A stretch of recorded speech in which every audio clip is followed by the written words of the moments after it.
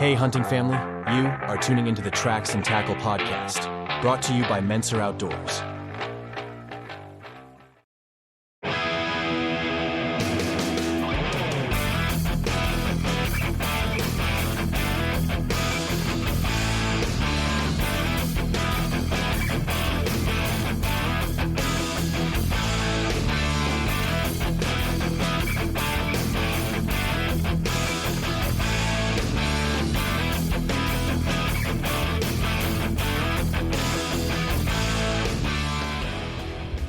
What is up, hunting family? Welcome back to Tracks and Tackle.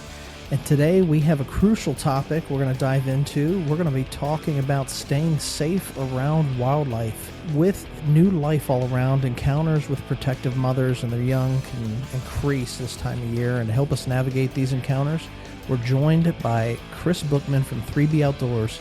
Stick around as we discuss real-life incidents and have expert tips on coexisting safely with wildlife. Hey there, hunting family. Need a garage door that's reliable as your favorite hunting gear? Look no further than Interstate Garage Doors. Since 1995, Interstate Garage Doors has been the trusted choice for top-notch garage door services in South Central PA, Hagerstown, Maryland, and Martinsburg, West Virginia. Family and veteran owned, they handle it all, from residential and commercial doors to agriculture needs. Their expert technicians install industry-leading brands and provide repairs for any make or model. Ready for a smoother, safer garage door experience? Head over to igdoors.com or call 717-263-3150 today. And don't forget to tell them the boys from Tracks and Tackle sent you. Thanks to Interstate Garage Doors for supporting the Tracks and Tackle podcast. Secure your garage with the best. Interstate Garage Doors.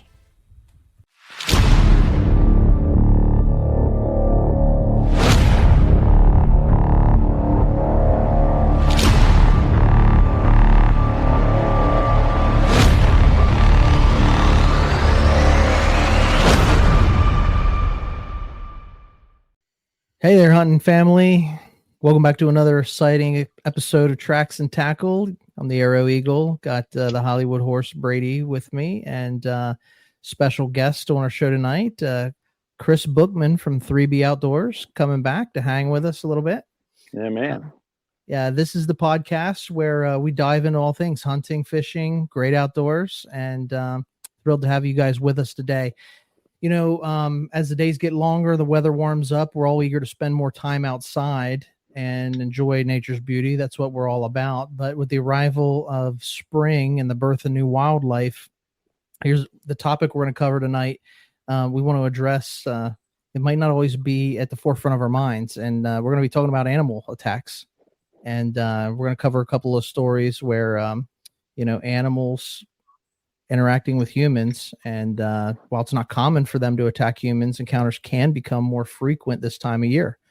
Often these incidents happen when a mother's protecting her young, and it's crucial to understand the dynamics of these encounters and how to stay safe while still enjoying the outdoors. So today we're going to be hanging out together. We welcome you, Kris, to the show. Thanks for having me, man. Yeah, why don't you just tell everybody a little bit about yourself? I know we've had you on before, and okay. You represent 3B Outdoors. Yeah. Well, like you said, my name's Kris. I'm pumped to be here, getting stars aligned tonight that I could hang out with you guys. I'm from a group called 3B Outdoors Club. I was on a couple months ago with you. We're a free outdoor community club, social media thing, just about bringing people together, celebrating traditions, bringing old school traditions together, and we're just about hanging out and doing stuff like this, man. So I'm pumped that you guys are asking me to be back. Yeah, you're part of the family now. We're in, dude. I need a cool nickname though. Yeah, we got to hang out a little bit more. Yeah, we're working on that to get you your Indian name. I'm in. Sign me up. What's up, Hollywood? We have to find time to hit the pond here soon with Kris. I know we've been doing a lot of fishing ourselves. Good. But yeah, just that time part is the tough part. But we're doing good here. Just excited to have Kris here with us and just to sit down, reflect on, the season's changing and these animal attacks we just got to be aware of. Yeah, it's interesting because we don't think about it, I mean, as guys like us that spend a lot of time outdoors, it doesn't happen, right? I mean, you respect nature. Nature provides for us. Nature doesn't disrespect you. If you want to get into a battle with nature, nature's gonna whoop you, right? You aren't gonna win, and I don't care how tough you are. Mm-mm. But yeah, today we're going to talk about animal attacks during late spring, early summer, because it does happen. And we were just looking through a couple of different. We've done like a nature nuggets segment in the past.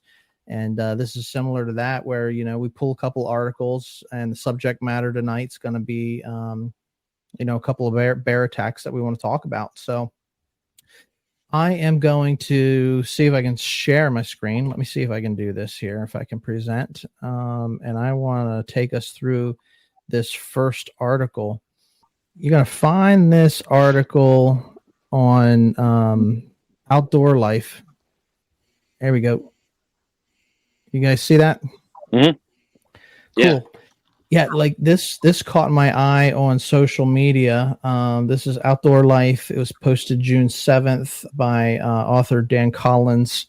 And he's writing about a bear killed and ate an elderly woman in her home. And it's the first fatal black bear attack in California's history. So synopsis of this article really is... it touches on a lot of the different, the game commission and the state sheriff. They found this woman. She was deceased in her home, and I'll read some of this, and then we can get everybody's thoughts on this, right? But eventually they did a welfare check on this woman. She hadn't been heard from for a while, and they found evidence of a bear break-in. And at first they thought maybe she had died of natural causes. But the bear had broken in after the fact and pretty much, started to feed on her. So a little bit gruesome. I know we're a family show, but let me just touch on this a little bit, and then we can dive into some of the commentary or get your take on these things. It took more than 6 months for state game agencies to conclusively rule the victim had died due to injuries sustained in the attack rather than natural causes. And I think that was part of the question that they had.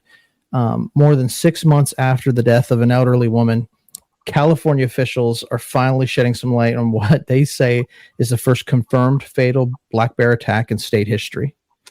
November is when the attack took place in Downeyville. It involved a 71-year-old Patrice Miller. She was mauled to death in her own home, according to California Department of Fish and Wildlife. The bear fed on the victim, which ultimately led to confusion around how the woman died. For months, the officials thought that the woman had died of natural causes instead of injuries sustained during the attack.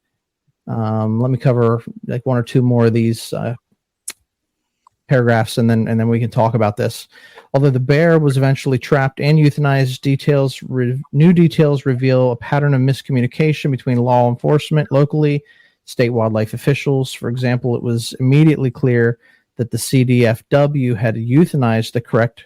It was not immediately clear whether they had euthanized the correct bear until late May, even though a bear was euthanized in November. Right, so there was some confusion on did we get the right bear. The sheriff also pointed out that there are bureaucratic problems, he said, prevented law enforcement officers from dealing with the killer bear as soon as possible. Upon showing up immediately, the deputies saw evidence of bear intrusion. Door was broken, bear scat on the porch. They were referring to a welfare check at Miller's home on November 8th. At that point, they explained Miller hadn't been seen in a few days. It appeared the bear had probably been there several days and had been feeding on her remains. The coroner's initial report said that Miller had been mauled posthumously, according to the Mountain Messenger, and the SCSO's press release at the time, which was shared to Facebook on November 14th, said officials believed she was already dead when the bear was drawn to the house by the scent of the other factors, we'll just say, right? So, long story short, I'll try to paraphrase the rest of this, but bears were constantly trying to get into the house. There's a history of this from Mrs. Miller's daughter.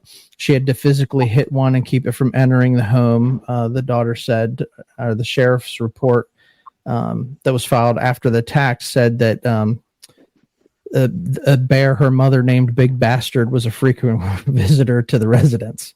And there's a lot of bear attractants like cat food she'd been putting on her front porch, and it might help explain why they were hesitant to rule the 71-year-old woman's death as a result of the bear attack. It seemed consistent with that a human conditioned bear simply found her body. But, long story short, they ruled this down. And, without going into the rest of the article, they euthanized the bear. And at the end of the day, it's the first fatal black bear attack in California history. So even though there's some confusion whether they got the right bear, how she was deceased, how she died and stuff, this bear, got into her home, and they ruled that she was mauled by the bear. So I just want to start with that one because this is not a normal thing. And even at the end of the article, the sheriff's department says this doesn't happen, first time ever in California. But I wanted to get you guys' take on this. I sent the article out earlier for you guys to peruse. And what do you think of this story? Go ahead, Kris, lead us off. It's wild. Not to make light of a situation, but I guess that's as natural as it can be, really. You said it wasn't a natural cause, but that's me trying to make a joke. But they're that bear is just living. Without getting political or anything like that. The people in California are so liberal with a lot of their animal laws. The last couple of years, people have been getting mauled by mountain lions hiking, riding bikes, and a lot of these people, they don't. And that's a touchy subject, even with hunters, whether you want to hunt certain animals like that.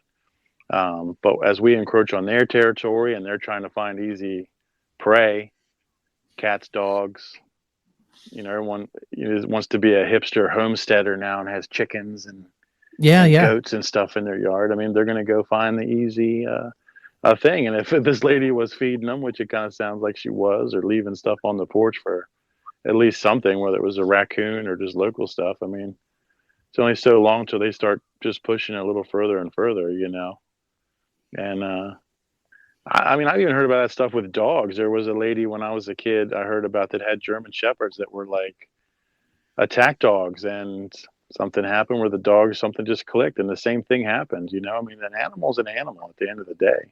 Nature takes over, right? Yeah, Jurassic Park, life finds a way. It's going to do its thing, and with some of the laws they're trying to repeal in California, and I'm not into a lot of that stuff. You can get into like Clay Newcomb and the Meat Eater and Garden the Gate stuff with that, but they're trying to repeal a lot of those laws, and there's nothing substantiating or keeping these animals at bay, for lack of a better term. There's no population control. That's what they're going to do. They're just going to, I don't mean to laugh at it, but it's laughable because there's no control over it. So what are they going to eat? They're going to find easy targets. I saw when I was reading this article, I did smile a little bit to myself that that there were bureaucratic red tape prevented them from accomplishing what they needed to do as far as an investigation, knowing that this was California. So not surprised there.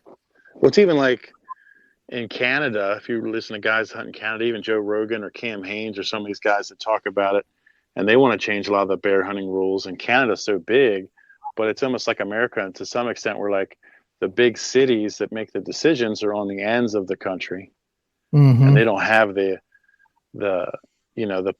rural population or the populations that are ranchers or experiencing bears. They're not in, the west part of Canada and Vancouver and stuff like that. There is bears there, but they're not in the city parts, or they're not grizzly bears and stuff rolling through Toronto or messing with the Blue Jays games, stuff like that. So they're making decisions about animal controls and bears, and they don't have any clue because they're not there and in the middle of the country. California is a big place. Canada, that's what they have in common. They're big places, so the people that make the decisions, they're not experiencing some of this stuff. So that's my political rant for that part. So No, don't get me started. I know Brady doesn't want me to get going on the my political views or whatever. Yeah. Look. I'll add this, and then you can go Hollywood. Black bears are the most common bear species in North America, home to about 600,000 of them, and conflicts between black bears and humans are fairly common, especially in places like Lake Tahoe, where bears have become habituated to the people, and they're seeking out human food, basically. So that woman's putting out cat food. And though fatal attacks on humans are rare, most of the conflicts involve stolen food or damaged property, as black bears are more likely to run, as we know, than maul a person. So go ahead, Hollywood. Yeah, I think just to piggyback off Kris a little bit in the sense, I guess first to highlight perception, where we grew up in our backgrounds, our perception of animals is much different than someone in the city, where the deer or the coyotes or whatever animal might be are so used to people that it's unnatural in a sense. Like we were hanging out on your porch and there's deer just walking down the sidewalk. And just different perception. So if you live in the city and you have your perception like, oh, like this animal, it's a bear, it's so cute, and what you see in the movies and stuff, you're gonna have a different understanding. And it's where a lot of the Yellowstone stuff, they have to tell people, stay in your cars, don't go up to this animal, it's dangerous, you're gonna get hurt. But just an educational component I think would be helpful for the future for these individuals to just know across the board. But in this situation, I think it's really interesting that it's a black bear, because there's that saying out there about black bear versus brown bear. If it's brown, get down, you want to cower, versus if it's a black bear, you want to, size up to it, kind of startle it and scare it away. So if this lady was a little bit more elderly, maybe she didn't have the way of getting big and scaring the bear away. Maybe she seemed more like a prey. So unfortunate situation. But just knowing if it's a black bear, you want to get up, get big. You don't want to run from it. But the brown bear, you want to run. And I think there's a saying there for the white bear, say goodnight, because polar bears, they're very white, say goodnight. They'll track you, man. Those polar bears, they're like one animal that they'll stalk their prey up to 2 weeks. Right. Yeah, they're just monstrous. I was at Hershey Park and they had the little bear thing, and you can stand next to the size chart of them, and I'm 6'4", and it's like I can't imagine encountering something like that. And another thing that people don't realize about like a lot of animals, even like a deer, but like you have a dog, you guys have dog, right? It might not mean to, but if a dog scratches you, it hurts, right? Right. The dog sitting on your lap and goes just to get up and scratches, it's going to hurt. You wrestling, it's going to nibble you, it's going to hurt. I mean, imagine something with the strength of a bear. Maybe it didn't even, at first, and we don't know the details, maybe at first it was just kind of pawing and seeing what this lady had and scratched her and got blood drunk. I don't know, but people don't realize just the strength of these animals. It doesn't take much, Yeah. No, I was just going to say, like you had said, and we'll continue to talk about this, but you had mentioned, we got dogs, and our next story, which also involves black bear. So that was California. This is Pennsylvania, and it revolves around a woman and her dog. So why don't I hit this, and then we can go into it a little bit more, and we can shoot the breeze on this, because I think different instance, but the black bear attacks a Pennsylvania woman in her own backyard. Let me see if I can pull it up here, and then we'll talk through this one, because this is in our backyard. Yeah, right. I had not read this one, so when you sent me this one, I was like, whoa, that's right up the.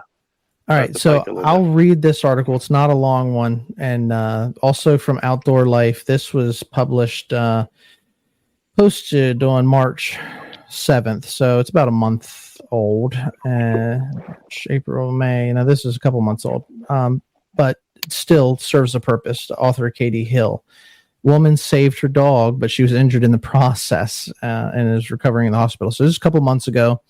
A woman is recovering in Allegheny General Hospital after a black bear attacked her in her own backyard, Butler Township, Pennsylvania, on Tuesday. Lee Ann Galante, 55, let her Pomeranian named Smokey out around 8:30 p.m. So this is in the evening. She immediately noticed 3 black bear cubs in the neighbor's tree. She didn't notice the nearby sow until it jumped the fence and started chasing Smokey. Galante went out to intervene, and the sow redirected its attention to her.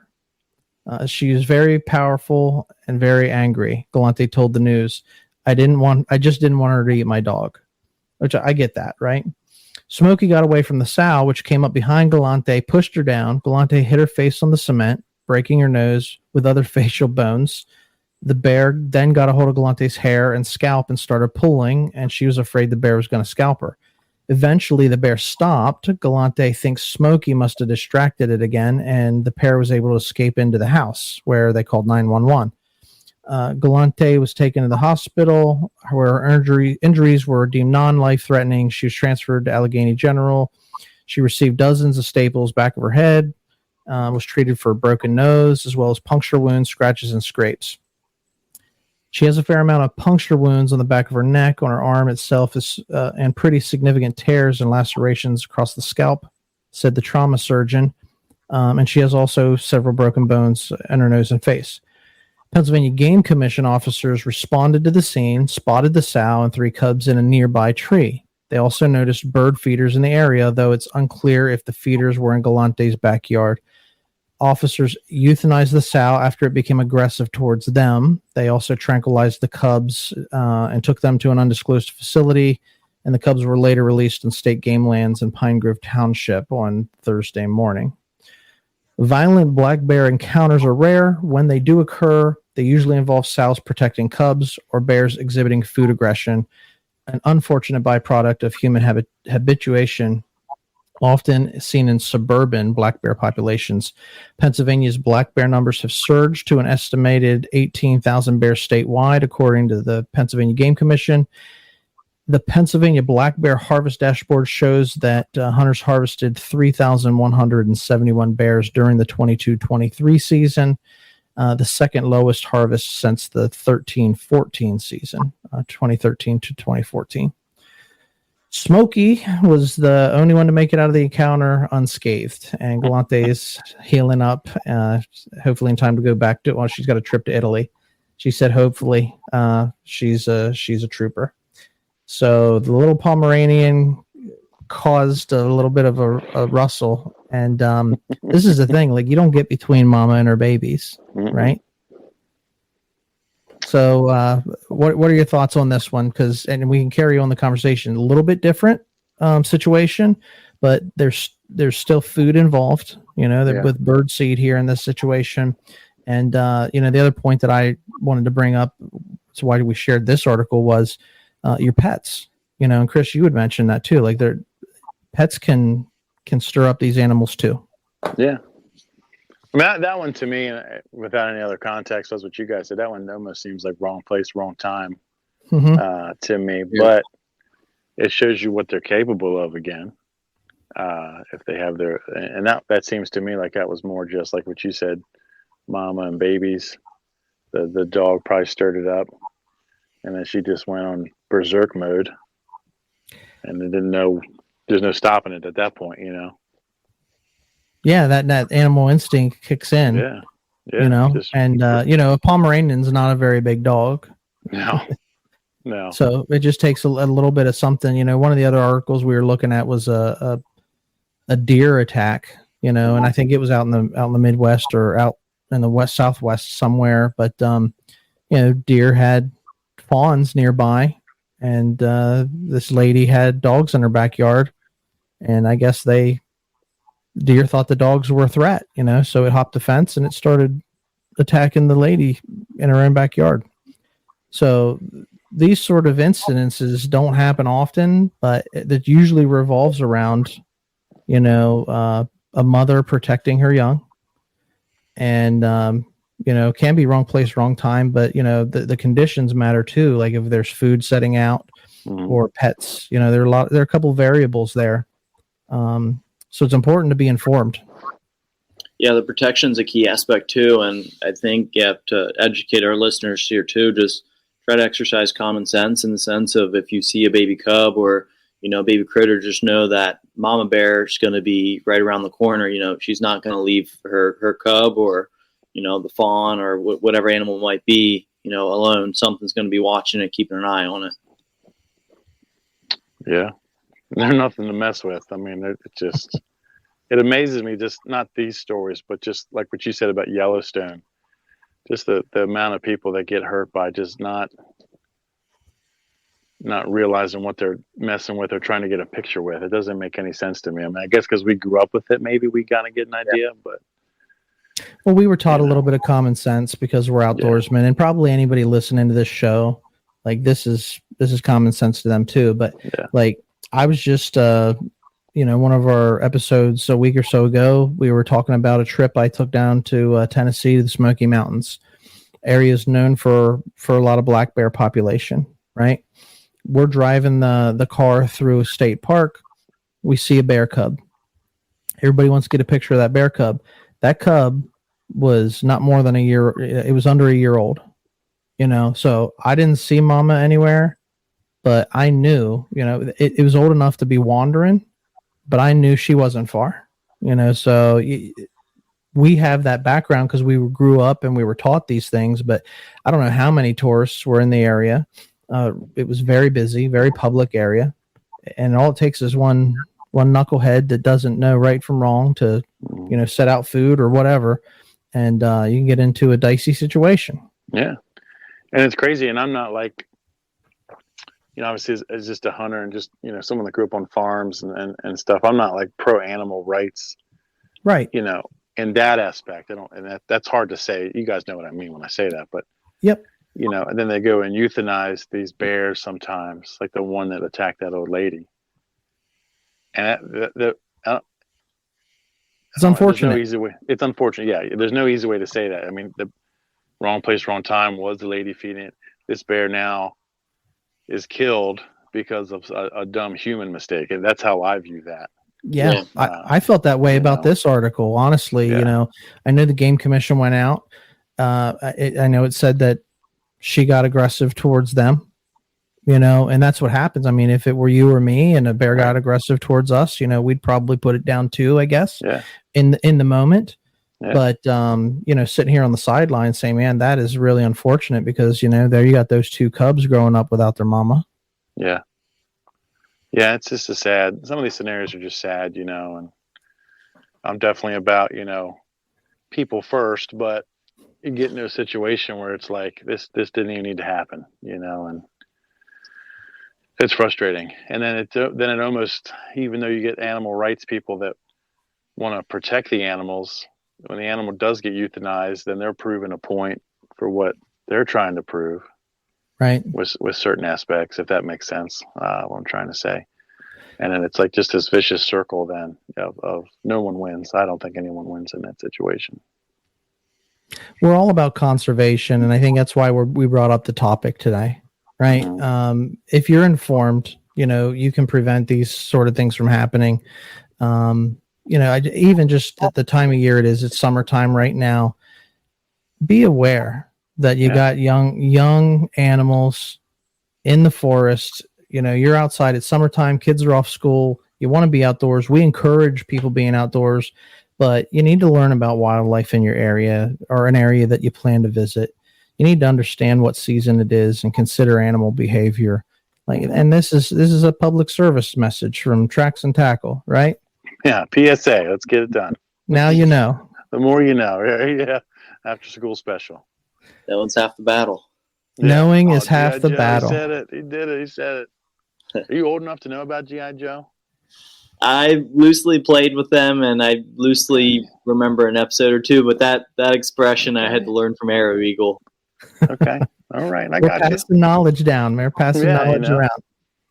Knowing is half the battle, without a doubt. Yeah. So, I mean, from my perspective, look, we are conservationists, and we want to respect wildlife. We want to respect the land we hunt on or we fish on.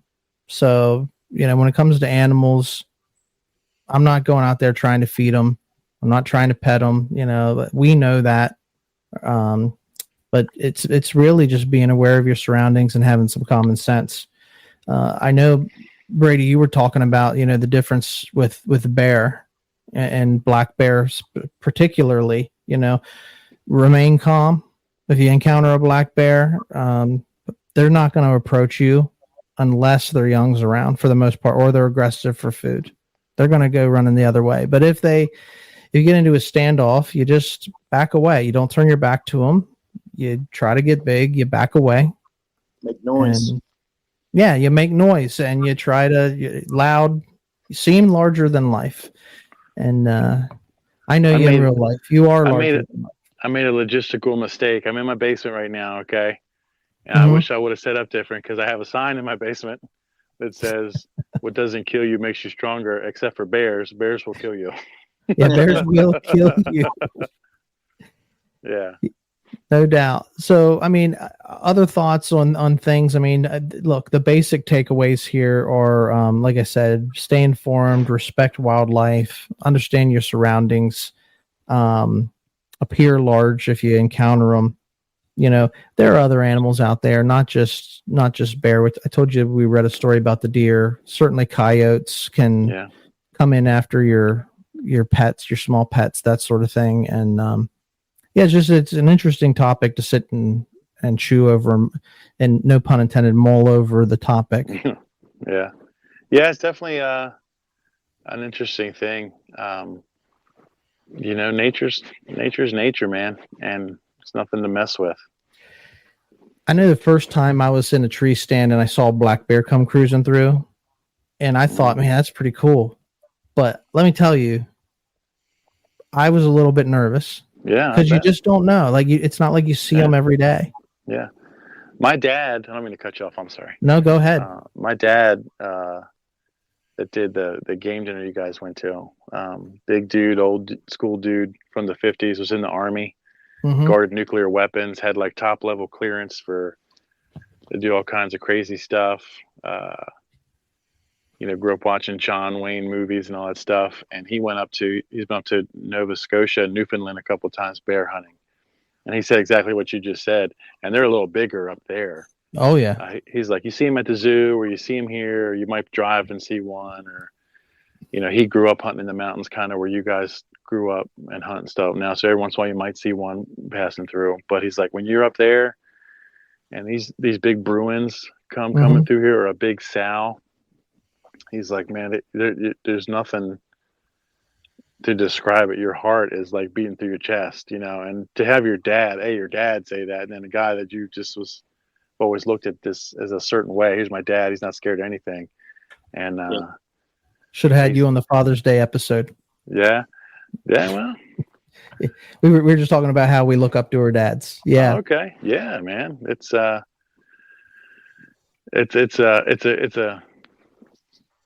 unexplainable thing for me, with my dad. I was never that tight with my dad, and not in a bad way. That sounds more negative than I mean it. My dad was always my dad. We weren't bros. We hunted, and he taught us how to work and stuff like that. So that's, I could go on for a long time with that, but just the invaluable lessons for my dad about how to be a man and how to conduct yourself. And then to bring it full circle, we're talking about the bears and being scared and stuff like that. We grew up saying cowboys don't cry. You don't show that type of stuff, And it's real to have a healthy respect of the predator-prey relationship. Yeah. And that's the way that I would frame it up. You got to have a healthy respect for something that, whatever it might be, that it can, something can whoop you. It's going to whoop you, and nature can do it. Not even animals. Like if you just trying to last in the elements, nature can really do it. What's the most scared in the woods you've ever been? From hunting?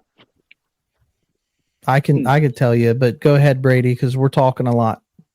I don't know. There's a good bit where I almost think I'm falling out of the tree stand, but I don't know. That's a good one to say. I had a bear encounter when I was a kid, and almost kind of similar to what we're highlighting here, in the sense of, oh, there's a bear, that's cool, but as it got closer, the unknowing, knowing what to do. And this was during like a youth hunt. So my dad was there, and like, I think we were eating our sandwiches, and then it just kept getting closer. And then he finally stood up and whistled, and it went away. And then it was like, okay, we're in the clear. But, not knowing, like, if he would have stood up and whistled, if it would have, charged at us, like, I would have britches to clean, and I don't know what would have been if that thing charged. We probably would have had to put it down for our safety. But just the not knowing is the scary part. I've never seen a bear in the woods. I went out west to Missouri and Iowa deer hunting, and there's coyotes everywhere out there. And I mean, we have them here, but I'm talking like, in your eyes play tricks on you. They're big out there. Everything's bigger out there. And I remember sitting, I'd never been to this place. They told me where my blind was. They said, go over here, sit down. It was rifle season. I got my rifle across my lap, but I had a 45 in my backpack. Why? I don't know. I just took it with me. And I remember sitting there, and I'm, doing my thing, and all of a sudden these coyotes all around me just start howling like it's Transylvania. And theory. I'm telling you what, I'm up against this tree, and I got the pistol in my hand, and I'm like looking around, and stuff like that. So I can give you probably two stories. All right. One is related to coyotes, and I may have shared it before, but I was hunting in Ohio. And to get to my tree stand, you had to cross about 800. I gotta take a pee break with my little one. Hold on, be right back. Yeah, go ahead, take them. Take care. Keep talking, I can hear you. Take care of the family. So, what I was saying was, I was hunting in Ohio. You got to cross this field, so you park at one end of the field. You couldn't get any closer because the tree stand was on the edge of the field, right in a wooded lot. And so, let me see if I can get a mute on him. So there we go. So basically what happens is you go in the middle of the afternoon, everything's great. And I was archery hunting, but till evening, you hunt until dark. It's dark, and I got to walk across this 600-yard field, and the coyotes, it's like not just one or two here. And like, we see them where we hunt, but there's a pack of them, and they are on the hunt, and they're howling. And it's eerie walking across that field to get back to your truck in the dark, knowing you're vulnerable, knowing you're just carrying your bow. I wasn't carrying a side piece. And so I was a little bit uneasy in that situation. Now, at this other story, I was hunting down in South Carolina, and I threw you on mute there, Kris. I'll pull you. I'll unmute you here. So the other story, I was hunting in South Carolina. This was a guided hunt, and so they would take you out and they would place you. And but most of them we were hunting crop fields and wooded lots and stuff. Yeah. But there was this one spot they had that they called the swamp, and I went in and they put me in a tree stand in the swamp. Now, I grew up on a pig farm. We raised swine, and I knew what farm swine, how that functioned, but I never really was around wild boar like they have down south. And I was sitting in this tree stand, and I was watching as, I don't know, 30 or 40 boar came through. I mean, it was you're sitting in your tree stand, it's perfectly quiet in the woods, everything's peaceful. Next thing you know, chaos. And they're just mowing everything down as they go through. They just mowed everything down. And I thought, man, they destroyed everything in their path. And it was pretty violent. And so I watched that in awe and appreciation for them. And that was an evening hunt. So like the next day, they take me back to the swamp. And I'm like, we're going to put me in that tree stand again. And they put me, like, literally, it was a sawhorse on the ground with a camouflage, netting in front of it and a plastic lawn chair. And they said, sit here. Yeah. And okay. So I was thinking, all right, it's dark. I'm in the swamp. There are gators and there are these hogs. And I did not fare well on that hunt. My mind was not in the right place on that day. So after what I had witnessed the day before. So I'd say there's probably two stories from me where I felt a little bit uneasy. That's a good one. So how about yourself? Like I said, the coyote thing. You're talking to me or him? I'm sorry. You go ahead, Kris. Yeah, the coyote story when I was out west, that got me pretty good. And I only actually saw a couple, but where I was out west, you think about Missouri and Iowa as being flat, but where I was, it looked like where we're from. It was rolling hills and timber, turkeys everywhere. I mean, if I would have fallen asleep and they said, "Hey, you're in, Hershey or Lebanon or something like that," I wouldn't have known where I was at. I wouldn't have thought any different of it. So these hollows and valleys and stuff like that, or echoey, and they were just rolling through there. That was really cool. Then we had met these people out there that went to a church with my dad when he was out there, and they had this really big farm they let us hunt on, and they said, "Come over and have dinner with us." Mm-hmm. And where we were, even though it looks like this, it's not people out there. You might drive 4 or 5 miles where you see another family or another house.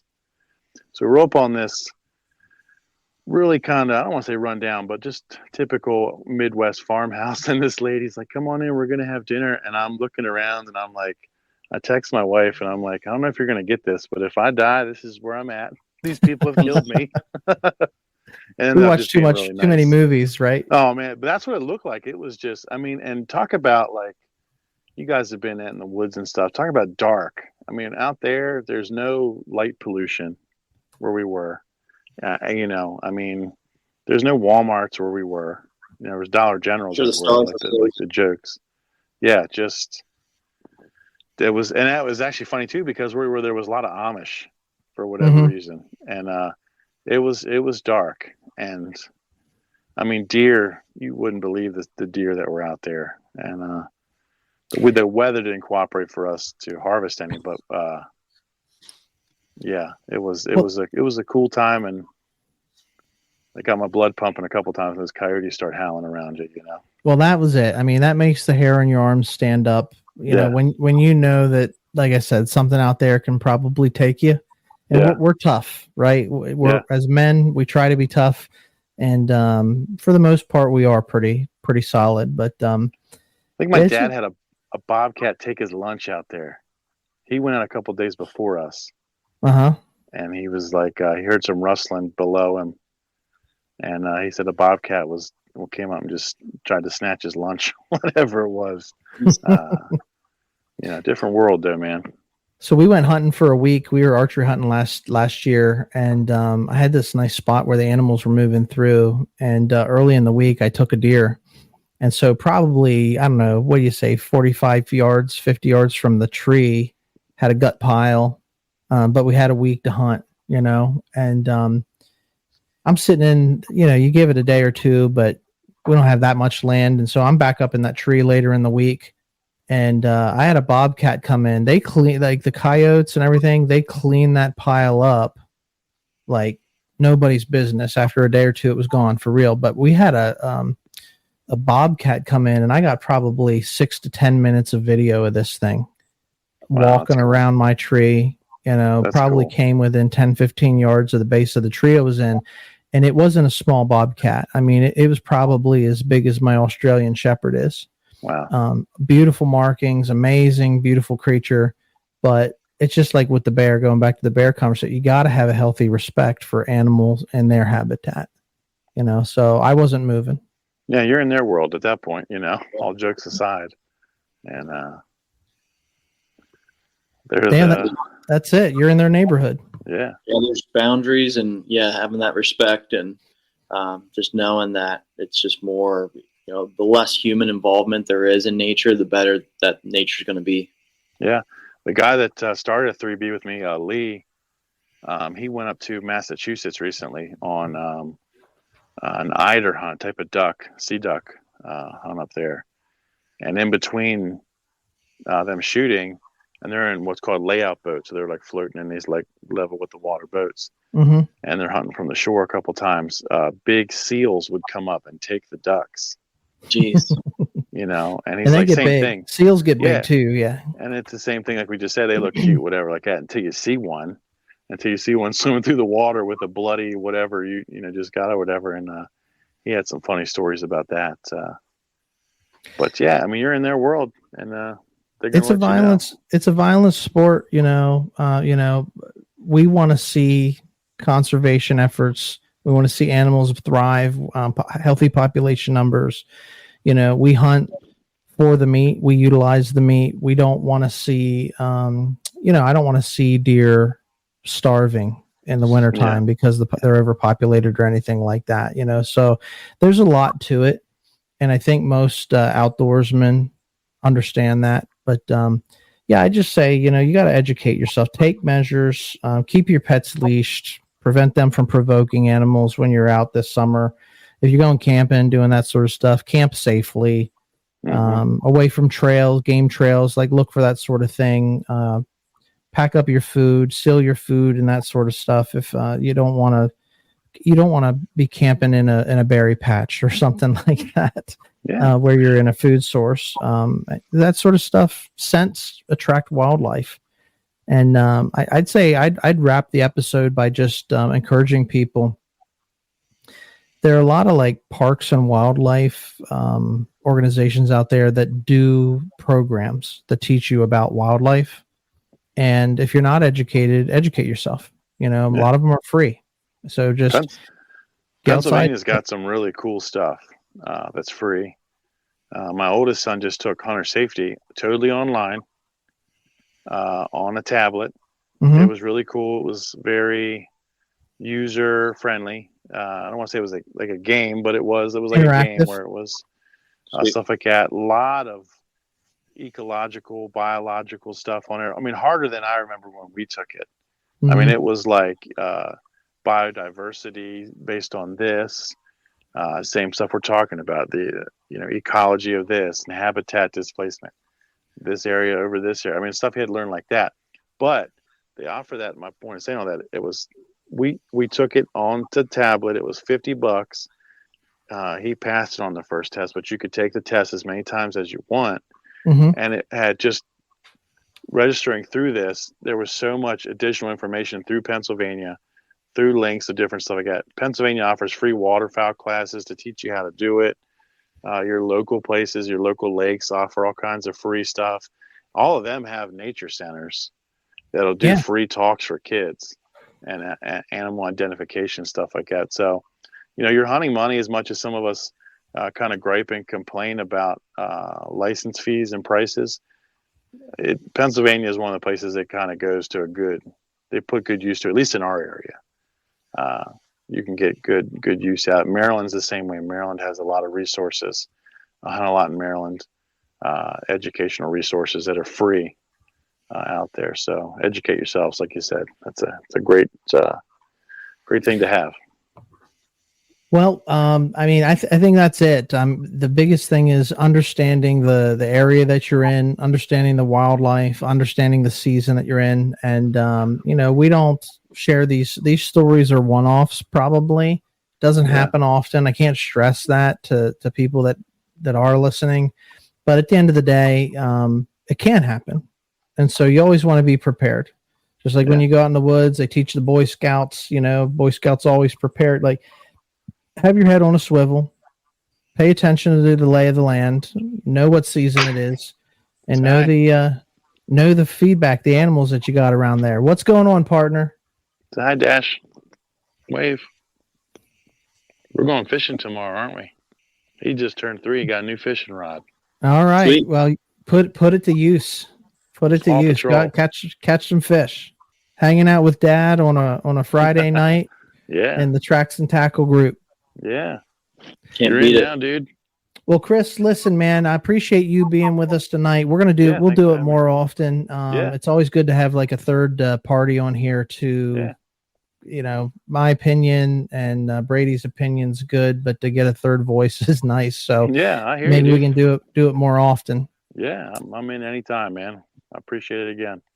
Hollywood, you've had a long day, man. Looks like you're sucking for some wind there. So I'm doing some yawning.